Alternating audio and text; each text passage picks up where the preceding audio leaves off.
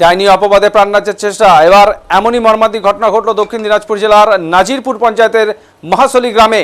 বছর 55 গরিব কৃষি শ্রমিক শুক্লাল মান্ডি সম্প্রতি দাসুল আদিবাসী পাড়ায় কাজ করছিলেন। 22 মে এলাকার এক যুবক তাল গাছ থেকে পড়ে আহত হলে তার পরিবারে এক গুণিনের পরামর্শ নেয়। সেই গুণিন দাবি করেন শুক্লাল মান্ডি একজন ডাইন এবং তিনি বান মেরে এই যুবককে ফেলে দিয়েছে। এমনকি গ্রামে যত বিপদ হচ্ছে তার জন্য দায়ী শুক্লাল। এরপর 24 মে শুক্লালকে হঠাৎই তার এলাকা থেকে ধরে নিয়ে যায় দাসুল পাড়ার কিছু মানুষ। বিচার করার নাম করে তাকে মারধর করা হয়। লাঠি ও লাঠির আঘাতে তার মাথা ও বুকে গুরুতর চোট লাগে। পরিবারের সদস্যরা তাকে উদ্ধার করে বালুরঘাট হাসপাতালে ভর্তি করেন। 4 দিন চিকিৎসার পর ছাড়া পেয়ে তিনি প্রতিরাম থানায় 14 জনের নামে লিখিত অভিযোগ দায়ের করেন। বর্তমানে শুক্লাল মার্ডি প্রাণ ভয়ে ঘরবন্দি, কাজ বন্ধ, রোজগার বন্ধ, সামান্য চাল ডালেই চলছে কোনো মতে দিন। তিনি জানান তিনি কিছুই করেননি, শুধু একজন গুণিন বলেছেন তিনি ডাইন, তারপর তাকে সবাই মিলে মেরেছে। তার স্ত্রী লক্ষ্মী সরেন বলেন টাকা শেষ, কাজ বন্ধ, এখন না খেয়ে মরতে হবে। এই ঘটনায় পশ্চিমবঙ্গ বিজ্ঞান মঞ্চের পক্ষ থেকে কুসংস্কার বিরোধী প্রচারের উদ্যোগ নেওয়া হয়েছে। প্রতিরাম থানার ওসি জানিয়েছেন তদন্ত শুরু হয়েছে এবং শুক্লালের নিরাপত্তার বিষয়টিও গুরুত্ব দিয়ে দেখা হচ্ছে। এই ঘটনা ফের প্রমাণ করে কুসংস্কার কিভাবে নিরীহ মানুষের জীবনে নৃশংসতা বয়ে আনছে। সচেতনতা, প্রশাসনিক হস্তক্ষেপ ছাড়া এই অন্ধকার দূর করা কঠিন।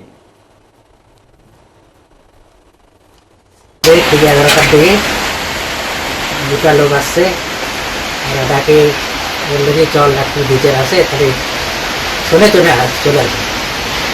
তারপরে হ্যাঁ আমি করছি চলো যাবো আর আসবো শুনবো।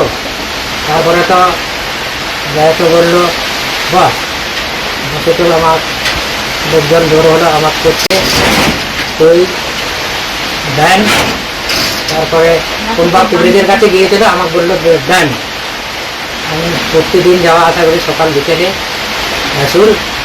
তারপরে ওরা করছে তুই সব বান দিয়ে ফেলাইছিস যা রাতের থেকে, তুই দেন, তুই ওকে জিম্মা নেই, আগে তোকে মারিয়ে থেকে তোকে ফেলে দেবো।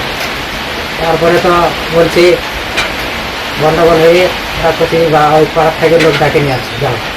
তারপরে তো লোকজন আসলো ওখান থেকে, তুই পাড়ার লোক তো পালো না, আমার মা পালো, আমার বউ, আমার জিপি আর জামাই, ভাইয়ের বউ তো গেল না, হয়তো পরে গিয়েছে।